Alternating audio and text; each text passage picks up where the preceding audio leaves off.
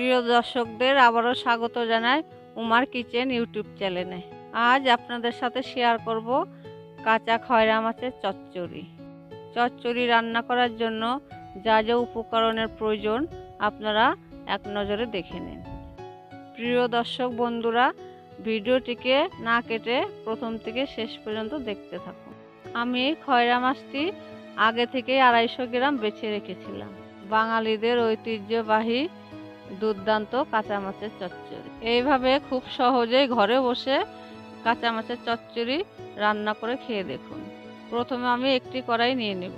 তার মধ্যে আমি কুচি করা আলু দিয়ে দিব, কুচি করা বেগুন দিয়ে দিব, কুচি করা পটল দিয়ে দিব, কুচি করা ডাঁটা দিয়ে দিব, কুচি করা পেঁয়াজ দিয়ে দিব, কুচি করা টমেটো দিয়ে দিব, কুচি করা লঙ্কা দিয়ে দিব। দিয়ে তারপরে আমি ভাজা জিরে বাটাটা দিয়ে দিব। তারপরে ভাজা জিরে বাটা দেওয়ার পরে তারপর আমি নুন দিয়ে দিব পরিমাণ মতন। তারপরে আমি পরিমাণ মতন হলুদ দিয়ে দিব। তারপরে আমি পরিমাণ মতন কাঁচা তেল আমি দিয়ে দিব।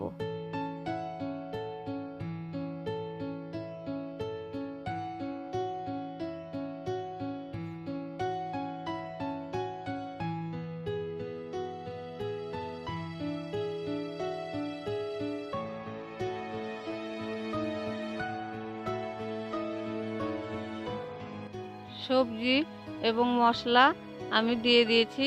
এবার কাঁচা খয়রা মাছ একে একে আমি তার মধ্যে দিয়ে দিব।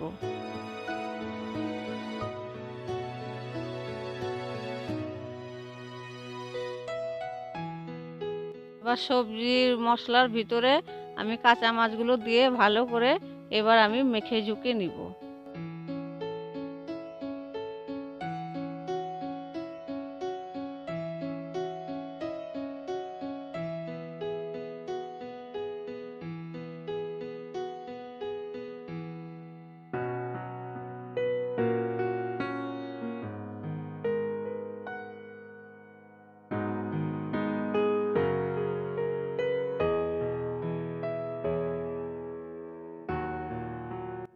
কাঁচা মাছ আর কাঁচা সবজি ভাজা মশলা দিয়ে কাঁচা তেল দিয়ে আমার মাখানো হয়ে গেল।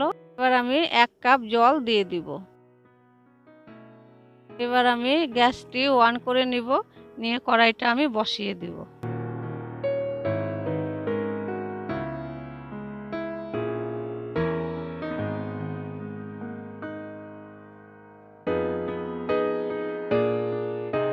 পাঁচ 7 মিনিট ঢাকা দিয়ে আমি রেখে দিব।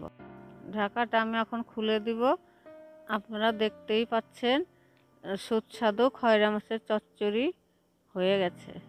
প্রিয় দর্শক বন্ধুরা, ভিডিওটি ভালো লাগলে একটি লাইক করে দিন এবং রেসিপিটা আপনার বন্ধুদের সাথে শেয়ার করে দিবেন। আর অবশ্যই চ্যানেলটিকে এক্ষুনি সাবস্ক্রাইব করুন।